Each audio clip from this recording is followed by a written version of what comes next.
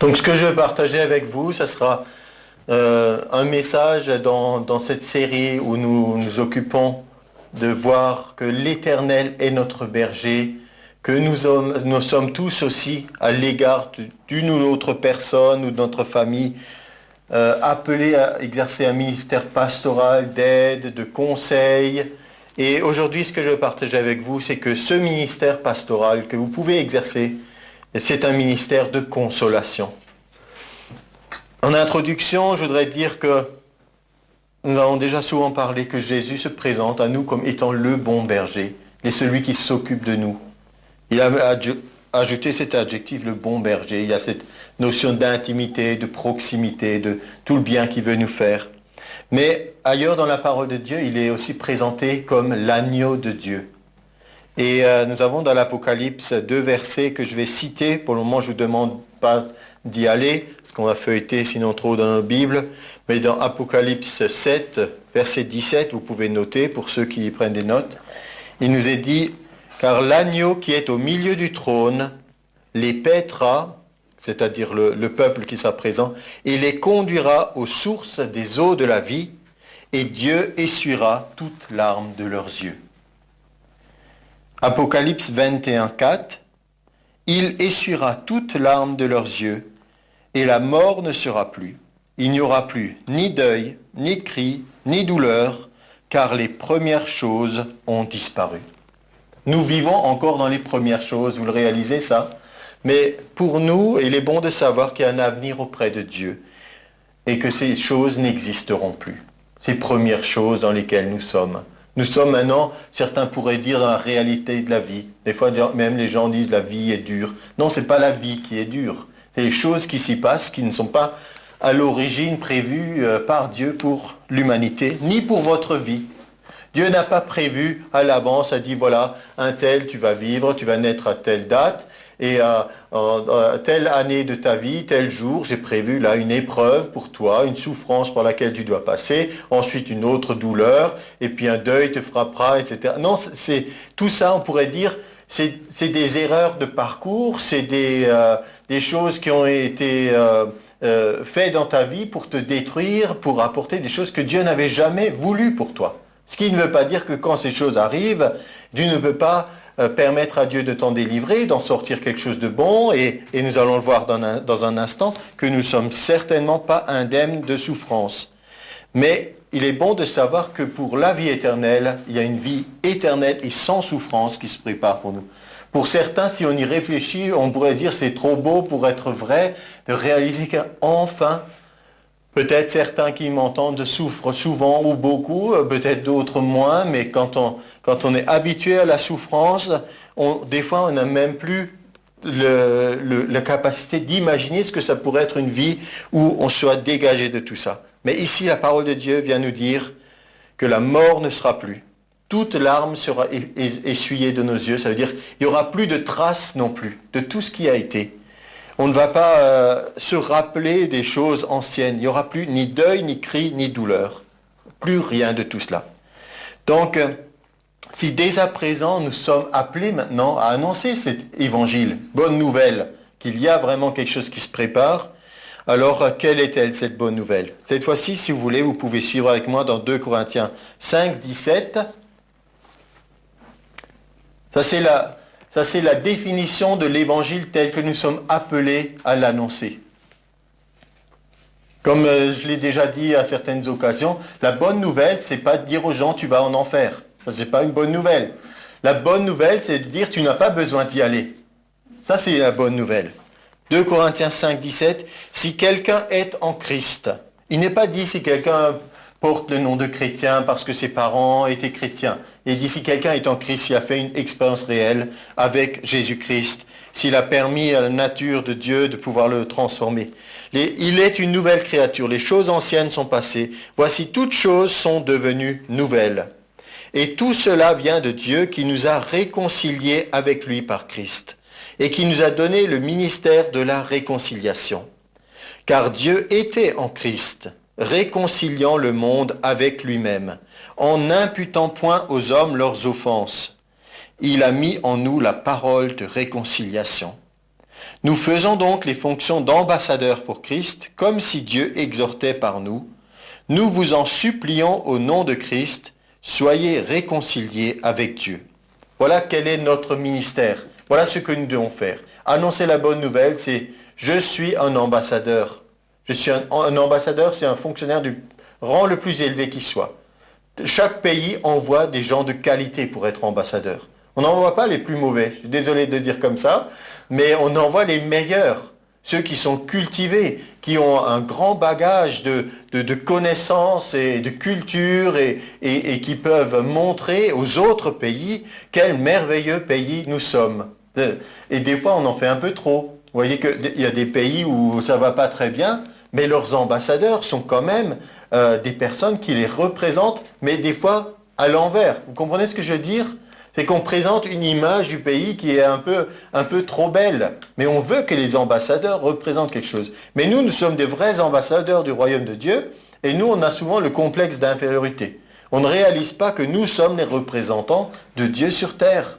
Et chacun, il n'y a pas des catégories de chrétiens. On dit, bon, lui, c'est chrétien première classe, donc c'est un ambassadeur. Toi, tu es un chrétien de deuxième choix. Et toi, tu es le plus mauvais, donc cache-toi. C'est pas comme ça. Nous sommes tous les ambassadeurs du royaume de Dieu. Alors, nous faisons ces fonctions, et donc on a un message qui n'est pas un petit message. Notre message, c'est le ministère de la réconciliation. Notre service, c'est de dire aux gens, voilà ce que Dieu a fait. Vous êtes déjà réconciliés avec Dieu et vous ne le savez pas. Mais si vous refusez de le croire, vous n'allez pas en bénéficier. Mais dès à présent, nous n'avons pas besoin de dire aux gens, si tu fais beaucoup d'efforts, si tu supplies Dieu, il va peut-être te pardonner. Parce que l'évangile est autrement. Vous êtes réconciliés. Dieu n'impute pas aux hommes leurs offenses. Il a tout mis sur Christ. C'est dans la suite de notre passage. Celui qui n'a pas connu le péché, il l'a fait devenir péché pour nous, afin que nous devenions en lui justice de Dieu. Puisque nous travaillons avec Dieu, nous vous exhortons à ne pas recevoir la grâce de Dieu en vain. Ce n'est pas pour rien d'avoir la faveur de Dieu. Car il a dit, au temps favorable, je t'ai exaucé. Au jour du salut, je t'ai secouru. Et il est dit, voici maintenant le temps favorable. Le temps favorable, c'est toujours le présent, c'est toujours maintenant. Voici maintenant le jour du salut. Vous ne pouvez pas dire, j'ai le temps ou je le ferai plus tard. Vous ne le savez pas ce qui vous appartient pour plus tard, mais vous savez ce que vous avez maintenant. Donc avec cette introduction, nous sommes appelés à annoncer l'évangile parce que nous avons un ministère de la réconciliation. Mais maintenant, si nous avons le ministère de la réconciliation, je voudrais dire aujourd'hui que nous avons aussi celui de la consolation. Le ministère de la consolation fait autant partie de l'annonce de la bonne nouvelle. Parce que nous connaissons tous des souffrances, il y a beaucoup de gens qui ont des souffrances, et la Bible nous dit dans le livre de Job, quelque part, que la souffrance te dispose au mal. Peut-être vous, en tant que chrétien, vous voulez avoir une bonne réaction par rapport à la souffrance, mais nous avons beaucoup de situations que nous pourrions montrer où les gens, ils ne deviennent pas forcément des saints parce qu'ils sont dans la souffrance. La souffrance ne transforme pas quelqu'un en quelqu'un de meilleur. On a beaucoup de personnes dans les lits des hôpitaux, on les appelle des patients, mais ils ne sont pas tellement patients. Et ils sont des fois souvent désagréables parce que ce qui leur fait du mal a un effet sur leur âme, qui a un effet sur leur comportement et qui les pousse à être désagréables. Et alors c'est un enchaînement. De la même façon que toutes les personnes en vieillissant n'acquièrent pas la sagesse et puis en toute quiétude se préparent à rencontrer Dieu et puis ils vont aller dans la gloire. Mais beaucoup, par leur endurcissement, avec une longue vie où ils refusent à la grâce de Dieu, on a dit la grâce de Dieu ne doit pas être vaine en nous, mais on refuse toujours, on repousse, on veut vivre d'autres choses, et au bout d'un moment, on arrive dans la vieillesse, dégénéré, aigri, vieilli, souffrant, et on est dans un état qui n'est pas propre à recevoir les choses de Dieu. Donc nous annonçons le ministère de la réconciliation, mais en même temps, nous annonçons aussi celui de la consolation. Parce que les gens vont être enclins à croire si vous êtes là aussi pour apporter une consolation. On verra peut-être plus tard encore des définitions, mais dès à présent, j'ai trouvé toutes sortes de synonymes. Donc d'habitude, on dit consolation, c'est apporter un soulagement dans la douleur. Donc là, on voit aussi les effets de notre médecine moderne. Donc on a beaucoup de choses. On prend des antidouleurs et tout ça, mais c'est très bien de prendre tout ça. Mais ce qui se passe dans le physique et dans le naturel, on peut dire s'applique aussi à l'âme. Quand il y a des souffrances, eh bien Dieu a prévu, si vous me permettez comme ça, un antidouleur, c'est la consolation. Et la consolation, c'est pas juste un petit quelque chose qui va vous permettre de supporter mieux. Mais c'est plus que ça, on va le réaliser. Donc, nous avons dit qu'on peut tous passer, c'est notre premièrement, nous connaissons des souffrances, on peut tous passer par ces choses, et nous allons voir aussi dans la vie de l'apôtre Paul de ce qu'il peut dire de la souffrance. Si vous êtes dans 2 Corinthiens 5, alors vous pouvez tourner 2-3 pages en avant, dans 2 Corinthiens 1, voilà comment il a introduit sa lettre, au verset 3. Et si vous voulez compter sur votre main le nombre de fois qu'il y a le mot consolation, rapidement, vos 2 mains seront nécessaires. Béni soit Dieu, le Père de notre Seigneur Jésus-Christ, le Père des miséricordes et le Dieu de toute consolation. Donc il définit même, Dieu c'est un des attributs de Dieu, c'est le Dieu de toute consolation. Et déjà souligner le mot toute. Toute, ça veut dire il n'y a pas un domaine de ta vie où Dieu ne peut rien faire, où là il n'a pas prévu. Toute consolation, toute sorte de consolation si vous voulez. Qui nous console, alors vous parlez de répétition, parce que des fois on apprend aux enfants, quand vous faites vos rédactions, tout ça, évitez d'utiliser tout le temps les mêmes mots. Mais l'apôtre Paul ne s'est pas occupé de ça quand il était inspiré par le Saint-Esprit pour écrire sur la consolation. Le Dieu de toute consolation qui nous console dans nos afflictions, afin que par la consolation dont nous sommes l'objet de la part de Dieu, nous puissions consoler ceux qui se trouvent dans quelque affliction. Car de même que les souffrances de Christ abondent en nous, de même notre consolation abonde par Christ. Si nous sommes affligés, c'est pour votre consolation et pour votre salut. Si nous sommes consolés, c'est pour votre consolation qui se réalise par la patience à supporter les mêmes souffrances que nous endurons. Et notre espérance à votre égard est ferme parce que nous savons que si vous avez part aux souffrances, vous avez part aussi à la consolation. Donc beaucoup de mots consolation. On pourrait prendre des heures pour tout étudier de ce que Dieu veut faire, mais simplement, donc, retenons les grandes idées.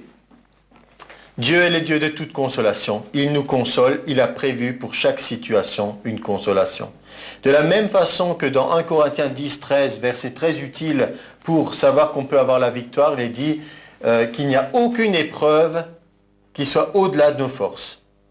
Et Dieu a prévu que pour chaque épreuve, il puisse y avoir une force qui agit en nous pour pouvoir supporter et surmonter cette épreuve. De la même façon, quand il a vu ce qui se passait avec le genre humain et avec vous en particulier, il n'a pas dit « Qu'est-ce que je vais faire maintenant ? Un tel, vous pourrez dire vos prénoms.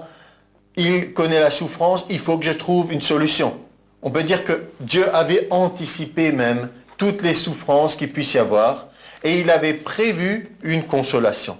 De la même façon que lorsque vous avez trop chaud, qu'est-ce que vous voulez faire ? Vous voulez vous rafraîchir. Lorsque vous avez froid, qu'est-ce que vous voulez faire ? Vous voulez vous réchauffer. C'est comme ça que vous êtes. Vous êtes fait pour être relativement tempéré, même s'il y en a qui préfèrent un peu plus chaud ou un peu plus frais. Mais il y a toujours une cause et puis il y a toujours un remède.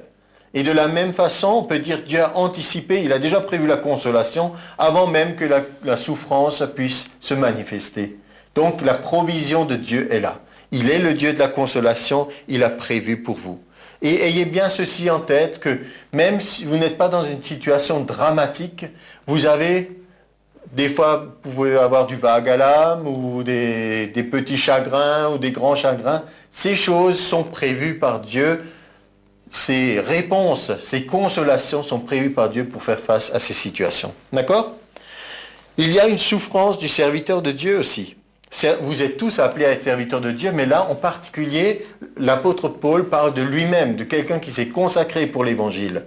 Alors, il y en a qui ont encore cette idée erronée que le serviteur de Dieu, celui qui est dans le ministère d'apôtre, prophète, évangéliste, pasteur, docteur, c'est comme une espèce de Superman. Pour lui, les règles sont changées. Il y a le chrétien moyen et puis il y a le Superman qui est dans le ministère. Et pour lui, c'est facile, il ne connaît pas le péché, il a toujours la victoire, il peut déclencher des miracles quand il veut, etc. Et la réalité est tout autre, c'est que c'est un homme comme tous les autres, sujet à la souffrance, ayant aussi des besoins au niveau de son âme. Et donc l'apôtre Paul, il écrit que lui aussi, il avait besoin dans beaucoup de situations, tout apôtre qu'il était, d'avoir la consolation. Alors, quelle était cette consolation? C'était des nouvelles qu'il recevait, c'était des gens qui venaient le visiter, qui lui donnaient des nouvelles de comment se portait un tel croyant dont il s'était occupé, comment se portait telle église qu'il avait fondée. Et donc, quand il recevait ces nouvelles, il y avait des choses qui se passaient en lui, qui lui redonnaient du courage, qui lui permettaient d'affronter les autres épreuves qui étaient dans sa vie. Et dans 2 Corinthiens 7, donc on est toujours dans 2 Corinthiens, au verset 4, l'apôtre Paul dit aux Corinthiens, « J'ai une grande confiance en vous. J'ai tout sujet de me glorifier de vous. Je suis rempli de consolation. » Tout le monde dit rempli de consolation? Rempli de consolation. Je suis comblé de joie au milieu de toutes nos tribulations. Il n'a pas dit je suis comblé de joie parce que tout va bien dans ma vie. Il a dit je suis comblé de joie au milieu de tout ce qui ne va pas parce que quelque chose se passe en moi, à l'intérieur de mon âme. J'ai reçu cette consolation. Verset 7. Donc, par son arrivée, ça veut dire que, comme je disais, de temps en temps, quelqu'un venait de le visiter, lui donner des nouvelles. Donc, par son arrivée, mais encore par la consolation que Tite lui-même ressentait à votre sujet, il nous a raconté votre ardent désir, vos larmes, votre zèle pour moi, en sorte que ma joie était d'autant plus grande. Donc, Tite lui a aussi communiqué quelque chose parce qu'il expérimenter cette consolation.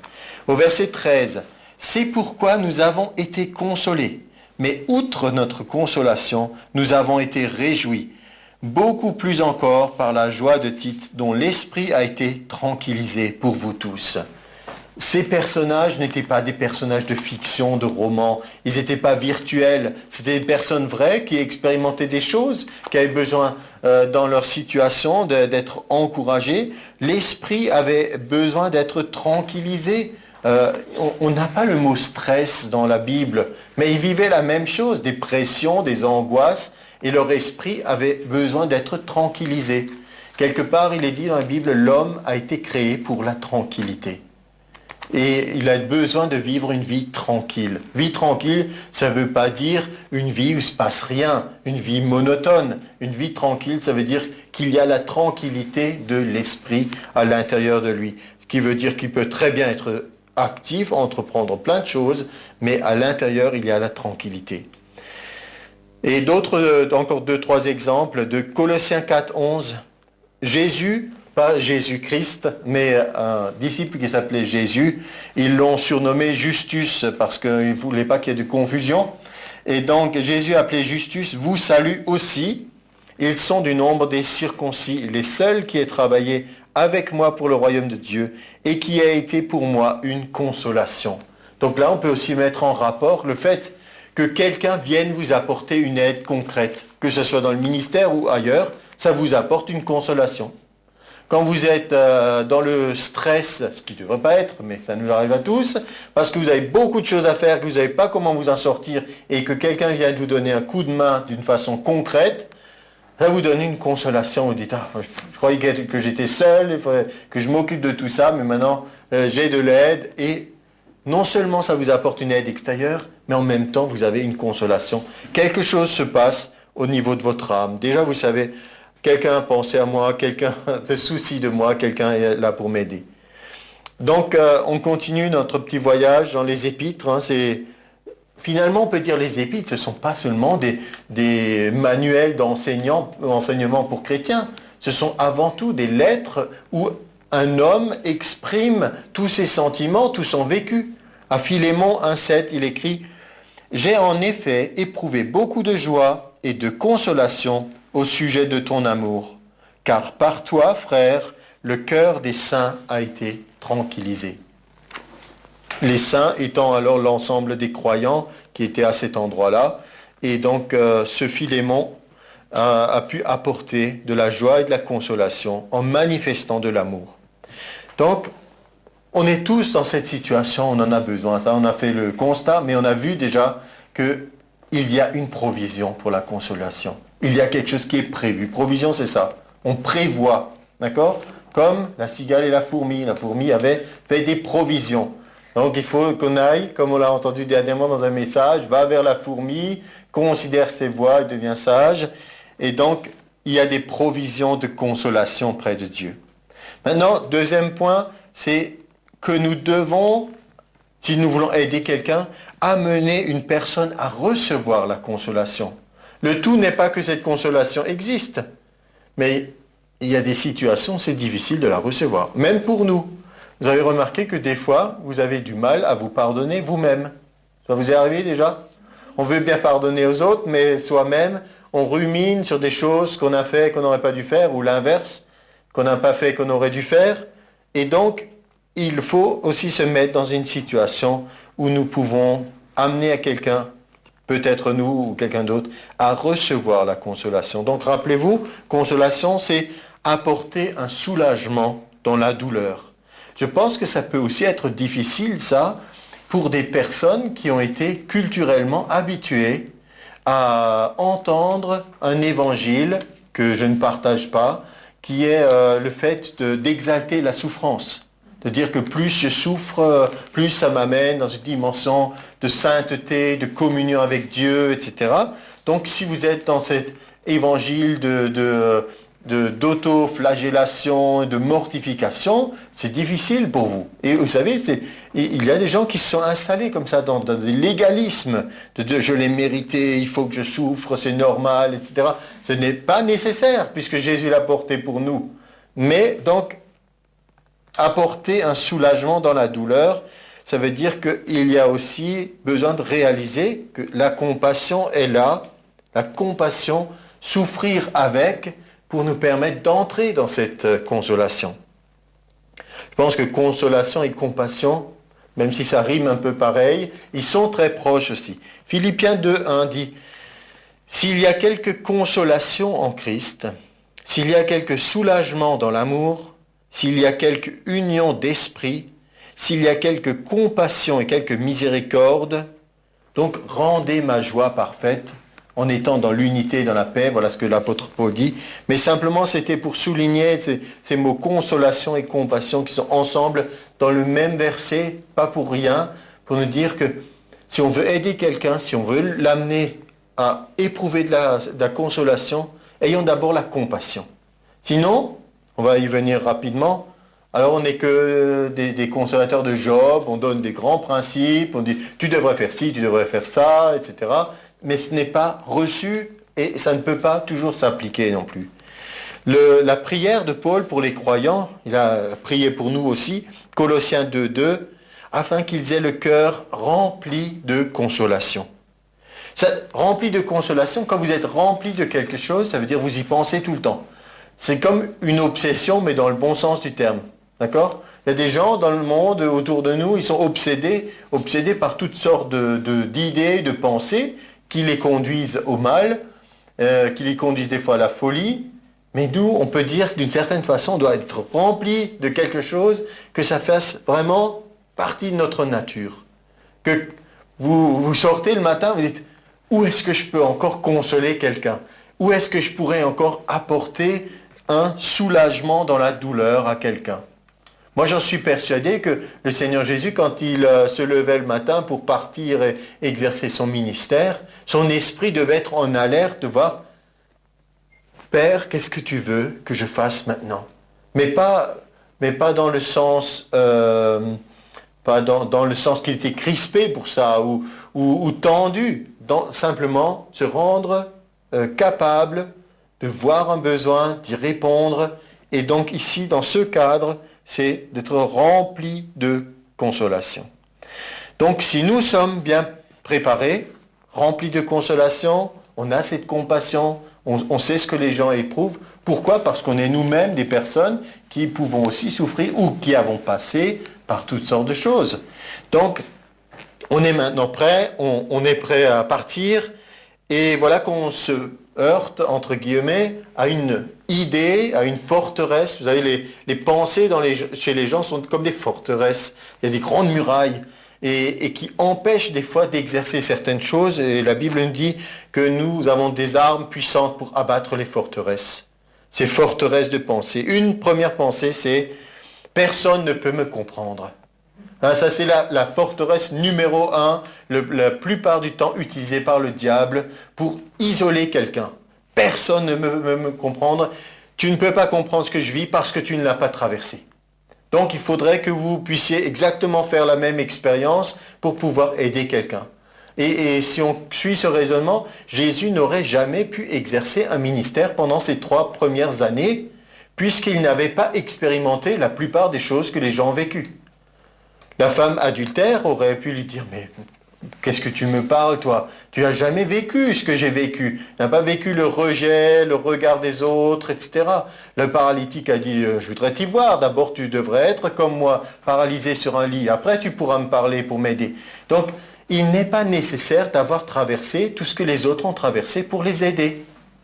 Et maintenant, nous avons quand même le Seigneur qui, ayant porté sur lui tous nos péchés, toutes nos souffrances, toutes nos douleurs, il y a au moins une personne qui comprendra toujours ce que les gens peuvent expérimenter, c'est lui, parce qu'il l'a vécu. Il a réellement vécu à la croix et en totalité. En un seul instant, c'est presque inimaginable pour nous, mais il a tout porté. Donc, cassez cette pensée erronée, dites, peut-être je n'ai pas vécu la même chose que toi, mais je peux quand même avoir de la compassion pour toi. Je peux quand même vouloir t'aider et surtout je connais quelqu'un qui peut t'aider. Mais pour illustrer, le psaume 77, verset 3 dit « Au jour de ma détresse, je cherche le Seigneur. La nuit, mes mains sont étendues sans se lasser. Mon âme refuse toute consolation. » Ça veut dire que la volonté est importante. La clé est de ton côté. À un moment donné, il faudra que tu prennes cette décision de ne pas refuser la consolation. On peut dire que ici, quelqu'un était dans la détresse, celui qui a écrit le psaume. Il dit, je suis dans la détresse. Mais qu'est-ce que je fais? Je cherche le Seigneur. La nuit, mes mains sont étendues sans se lasser. Le moment où il faudrait se reposer, être tranquille dans son lit, on ne peut pas à cause de la détresse. On est angoissé ou souffrant ou d'autres choses. Et donc il dit, il étend sa main parce que on imagine que des temps bibliques, ils avaient plutôt cette habitude de prier en étendant la main, levant les bras vers Dieu. C'était leurs attitudes de prière. Ce n'était pas forcément les yeux fermés, la tête penchée ou les mains jointes. Donc ça exprime une prière continuelle, mais il est dit « Mon âme refuse toute consolation ». Malgré le fait de chercher du secours auprès de Dieu, certains ont encore, on peut dire, une porte fermée à l'intérieur d'eux où ils refusent toute consolation. C'est là que nous devons insister de dire, mais reçois la grâce de Dieu. Cet état d'âme peut s'expliquer parce qu'il peut y avoir des choses très difficiles qui ont été vécues, comme par exemple le deuil. Être affligé par une mort, c'est certainement une des épreuves les plus dures qui soit. Pourquoi? Parce que la mort est un ennemi. Il nous est dit qu'à un moment donné, la mort, l'ennemi suprême sera vaincu. Il n'existera plus. Mais pendant un temps, il nous est dit, la mort, cette épreuve peut subvenir et donc voir quel est l'état d'âme des personnes à ce moment-là. Genèse 37-35, c'était Jacob. Il avait perdu son fils et il pleurait. Il nous a dit, tous ses fils et toutes ses filles vinrent pour le consoler. Mais il ne voulut recevoir aucune consolation. Il y a un moment, c'est lui il avait vraiment fermé la porte. Il disait, c'est en pleurant que je descendrai vers mon fils au séjour des morts. Et il pleurait son fils. Donc, on n'a pas le temps de rentrer dans les détails maintenant de l'histoire, mais il y a cette situation où dans le deuil, on ne reçoit pas la consolation, même de gens bien intentionnés, même en étant entourés. Jérémie 16, 17 nous dit « On ne rompra pas le pain dans le deuil pour consoler quelqu'un au sujet d'un mort, et l'on n'offrira pas la coupe de consolation pour un père ou une mère. » Ça nous montre que ils avaient des habitudes, des traditions, que quand quelqu'un était dans le deuil, on venait lui apporter un morceau de pain, on venait partager une coupe, on apportait quelque chose qui apportait un petit réconfort physique et permettait de un peu reprendre courage dans cette situation. Donc, mais il y a des situations où des fois c'est difficile. Et là interviennent aussi certains comme les consolateurs de Job. Donc le livre de Job, un livre qui montre beaucoup la souffrance d'un homme. Et donc dans un premier temps, ils ont observé la tradition qui voulait qu'il soit assis là, sans rien dire, auprès de lui. Les gens souvent jeûnaient et ils étaient assis dans le deuil. Il y avait un temps de silence, il y avait un temps d'écoute. Et puis, ils ont commencé à parler, les consolateurs de Job. Et Job leur dit un moment, chapitre 21, verset 34, « Pourquoi donc m'offrir de vaines consolations? Ce qui reste de vos réponses n'est que perfidie. » Parce que si vous observez les réponses des consolateurs de Job, en réalité, leurs réponses étaient souvent justes et exactes, sauf qu'ils n'étaient pas appliqués à la situation. Dans certaines situations où quelqu'un souffre, on peut lui dire... C'est de ta faute. Regarde le comportement que tu as eu, tu t'es toi-même mis dans ce pétrin. Et ça peut être la vérité. Sauf que pour Job, ce n'était pas le cas. Alors si pour quelqu'un ce n'est pas le cas et que vous lui dites c'est de ta faute, vous êtes un vain consolateur et en plus c'est un mensonge par rapport à sa situation. Donc le problème n'est pas dans ce qu'ils ont dit forcément, c'est que ces paroles n'étaient premièrement pas applicables au cas de Job, et qu'elles n'ont été d'aucun secours. Et donc c'est là qu'il dit que ce sont des vaines consolations. Donc quand j'ai dit que d'abord ils ont bien fait d'avoir observé le silence, ensuite qu'ils ont écouté Job, ça c'est normalement c'est la bonne procédure. Hein. Je ne viens pas tout de suite, écoutez, tout va bien, voilà, je vous donne des paroles de consolation, et maintenant vous vous débrouillez avec et je m'en vais. Mais d'abord, silence, écoute, compassion, et puis on voit comment on peut consoler. Et donc dans certaines situations, on peut faire, on dirait, plus de mal que de bien. Et à la fin, vous savez, dans le livre de Job, il nous est dit que Dieu les a tenus pour responsables de leurs paroles, pas parce que leurs paroles étaient fausses en tant que telles, mais parce qu'elles étaient inadaptées et ne concernaient pas Job, et il les a tenus pour coupables. Et Job a dû lui-même prier pour eux, pour qu'ils soient pardonnés de ce qu'ils ont fait. Donc, voyons encore quelques synonymes du mot consoler. Donc, ça peut être allégé, ça peut être bercer, rassurer, réconforter, remonter. On prend le cas du mot bercer. Si, par exemple, un petit enfant est dans la souffrance et la maman le prend dans les bras et le berce, ça ne lui enlève pas forcément tout de suite la souffrance. Il y a peut-être une maladie ou une blessure dont il a besoin de guérir. Donc ça n'apporte pas la guérison, mais sur le moment, ça apporte un soulagement à cause de la proximité, à cause de ces gestes de tendresse. Donc, soyons de vrais consolateurs en appliquant tous ces aspects de la consolation. Dans Acte 20, 12, il nous est dit qu'un jeune homme fut ramené vivant et ce fut le sujet d'une grande consolation. C'était celui qui était tombé de la fenêtre parce qu'il avait dormi. Alors là, pareil, on pourrait dire, tu t'es endormi pendant le message, tu n'étais pas attentif à la parole de Dieu, c'est bien fait pour toi que tu sois tombé. Mais ce n'est pas la réalité de ce qu'on veut exprimer. On veut dire, bon, c'était tout simplement qu'il était mal installé sur sa fenêtre et que le message était long et que son corps était fatigué. Et il est tombé et voilà tout. Et il n'y a pas lieu de le condamner à cause de ça. Mais sur le moment, ça a créé quand même quelque chose de dur dans le cœur des gens. Ils se sont dit, oh, qu'est-ce qui se passe là? On est rassemblés, Paul est au milieu de nous, on entend la parole de Dieu, on se fait du bien, et voilà que la mort frappe un innocent, entre guillemets. Et donc, il y a eu à ce moment-là le miracle de Paul qui est venu, qui a pris dans ses bras, qui a prononcé ces paroles de vie, que la vie est encore en lui, et ce jeune homme a repris vie, et il fut ramené vivant, et c'était une grande consolation.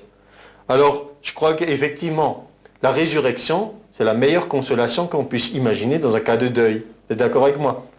Mais rappelons-nous que Jésus est la résurrection et la vie. Quand lui rentre sur scène, la consolation qu'il apporte est de même nature que lorsqu'il y a une mort et une résurrection. Et donc, quand vous vous mettez dans une situation de consolation, dites-vous que vous êtes ni plus ni moins en train d'apporter une parole de vie dans une situation de mort. Parce que la souffrance et la douleur sont là pour vous détruire et vous amener à la mort, finalement. N'est-ce pas vrai? Ce n'est pas juste un état passager, prends un petit comprimé et tout ira bien. Là, nous parlons d'une chose qui mène à la mort, mais Jésus est la résurrection de la vie. Donc, apportons nous aussi des paroles qui soient esprit et vie. On a aussi l'illustration dans 1 Samuel 1, ça serait un peu long maintenant, mais si vous voulez relire cette histoire de cet homme qui avait une femme qui s'appelait Anne et qui ne pouvait pas avoir d'enfant et elle se mortifiait, il nous est dit, elle se lamentait sur elle-même, elle était découragée et parce qu'elle était stérile. Et donc à un moment donné, elle est là et elle prie, mais sa prière n'était pas audible, elle ne faisait que remuer les lèvres. Même que le sacrificateur pensait qu'elle était ivre et qu'elle bougeait des lèvres parce qu'elle avait trop bu. Et donc il lui fait un reproche et dit non, je ne suis pas une femme qui est ivre, je suis quelqu'un qui souffre et j'étais en train de répandre mon cœur devant Dieu. Et il lui dit, eh bien, que sa prière soit entendue par Dieu. Et sa prière a été entendue et exaucée. Et le résultat, ça a été la naissance de Samuel qui est devenu le prophète. Donc vous voyez que dans une situation de mort, la consolation apportée par la parole de l'homme de Dieu ou la femme de Dieu que vous pouvez être apporte la vie. Et là, la vie réelle, parce que dans le corps de quelqu'un qui ne peut pas enfanter, on peut dire que c'est comme une mort qui se manifeste, eh bien Dieu amène la vie sous forme d'un bébé. Donc c'est vraiment l'illustration de la puissance de la parole de Dieu qui peut changer n'importe quelle situation. Et donc, dans notre dernière partie, il est possible de recevoir la consolation de Dieu dès maintenant. De la même façon qu'on a pu l'entendre que le repos est difficile à trouver sur cette terre et que ce n'est pas pour nous quelque chose qui soit une grande consolation, que si on dit repose en paix ou si on le marque sur notre tombe, de la même façon, on n'a pas besoin seulement d'espérer dans la vie future que Dieu va essuyer toute larme de nos yeux en te disant, bon, maintenant plus que 20, 50 ou 60 ans ou plus à souffrir, après ça ira mieux. Je ne sais pas si c'est une grande consolation pour vous, si on vous dit ça va durer plus que 60 et quelques années, mais de réaliser que Dieu est le Dieu de maintenant. De maintenant, et la consolation se manifeste maintenant. Job 15, 11. Tiens-tu pour peu de choses les consolations de Dieu? Pose la question à ton voisin. Tiens-tu pour peu de choses les consolations de Dieu? Des fois, on minimise les choses que Dieu fait. Il faut qu'on les voie plus grands. Ce n'est pas une petite chose que Dieu puisse nous consoler.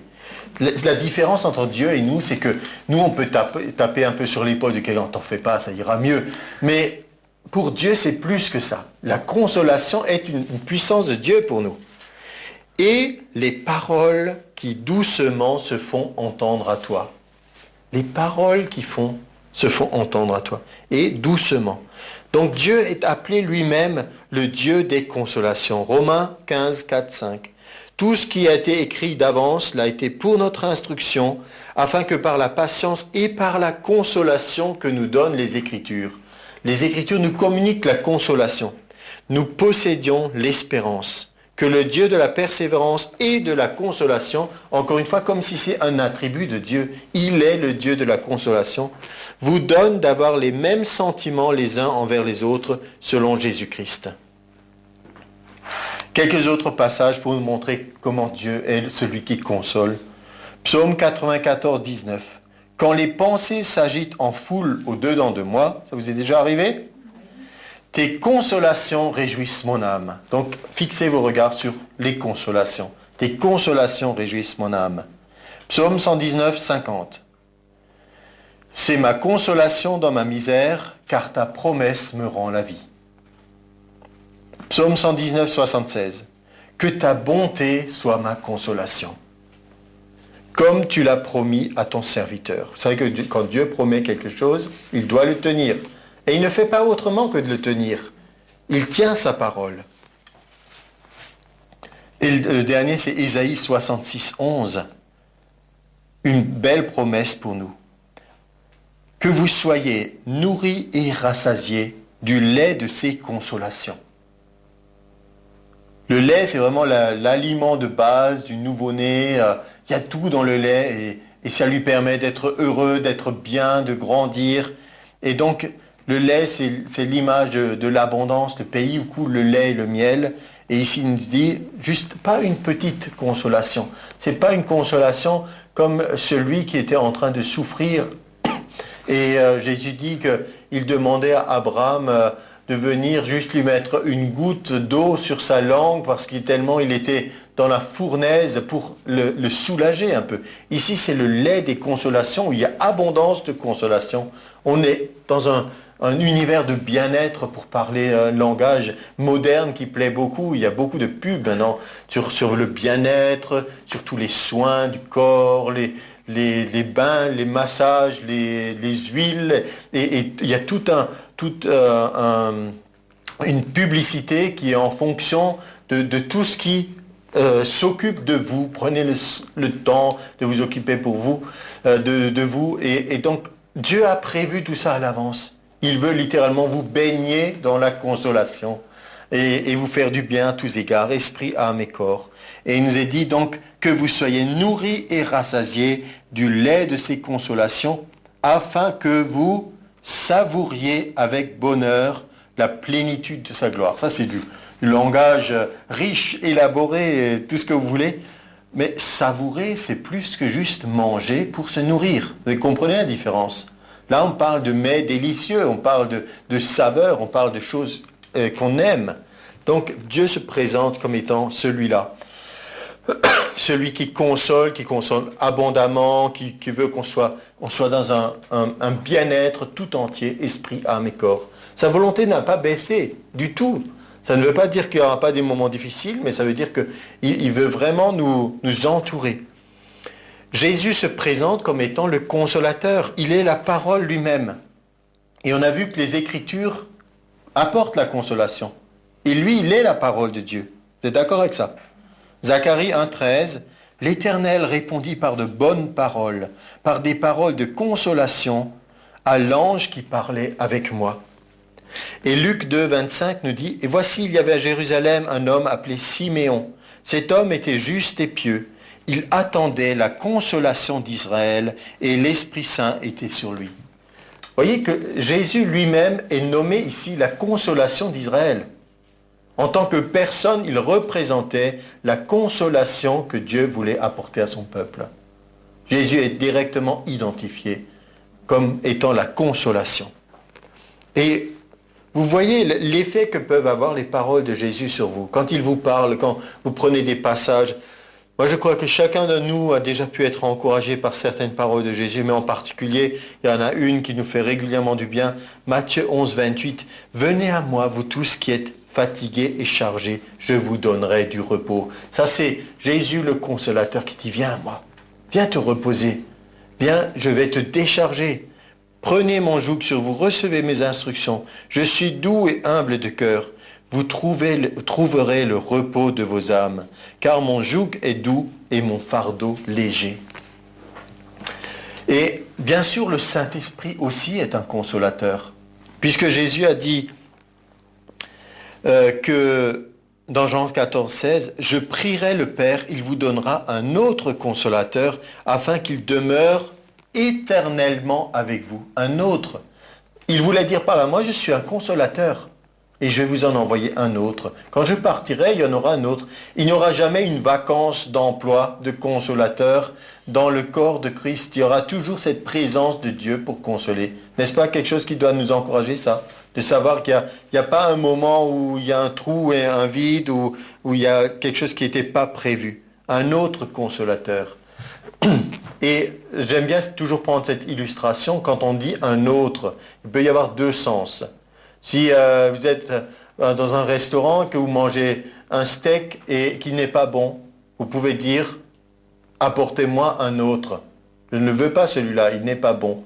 Ou alors, quand vous en mangez un et qu'il est très bon, vous êtes gourmand, vous dites, apportez-moi un autre. Alors là, vous voulez le même, un autre, mais le même. Et donc de la même façon, quand Jésus dit, je vous donnerai un autre consolateur, ça veut dire un qui soit pareil, de la même nature.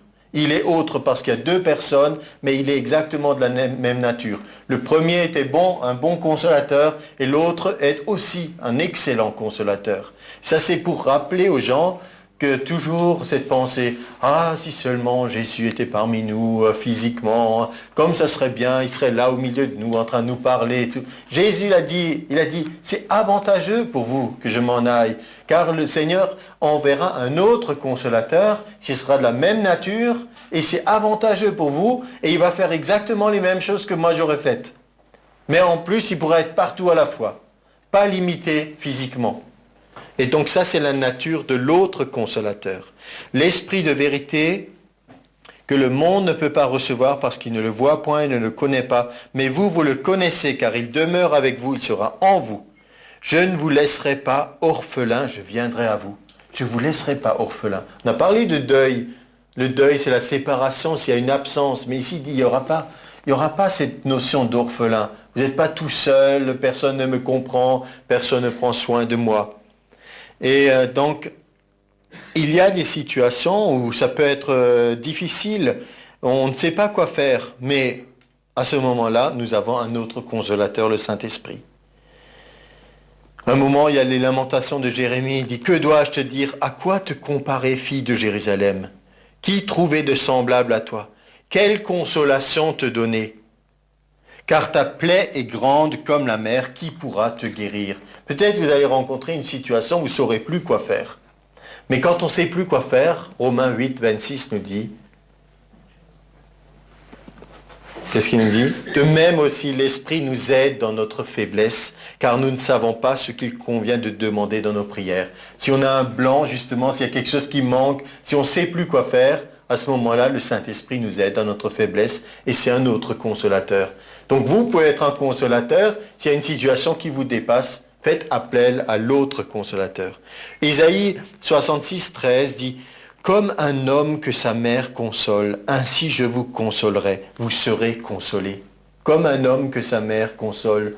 Nous n'avons pas besoin que Marie soit la mère de Dieu pour nous consoler.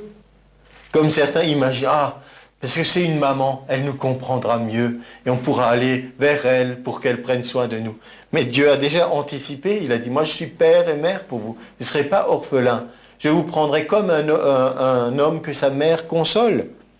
Et le psaume 27, 10 dit, et même si mon père et ma mère m'abandonnent, l'Éternel me recueillera. Parce que pour nous c'est difficile d'imaginer qu'une maman ou un papa abandonne son enfant. Pourtant on le voit autour de nous. Il y a énormément de drames dans les familles, des déchirements, des gens qui même abandonnent leurs enfants. Puisqu'il est dit que la fin des temps, l'amour du plus grand nombre se refroidira, il n'est plus là. On vit dans l'égoïsme, il n'y a même plus cet amour familial de parents à enfants. Il y a tout qui disparaît, mais il nous est dit, mais l'Éternel nous recueille, mais lui peut nous consoler. Il y aurait tout le passage qu'on pourrait voir dans Jean 15, alors je vous le donne à lire chez vous. Jean 15, 26 et plus loin, jusqu'à chapitre 16 et verset 14, beaucoup de bonnes choses. Quand le consolateur sera venu, que je vous enverrai de la part du Père, l'Esprit de vérité qui vient du Père, il rendra témoignage de moi. Et là, il y a ce fameux verset, il est avantageux que je m'en aille, car si je ne m'en vais pas, le consolateur ne viendra pas vers vous.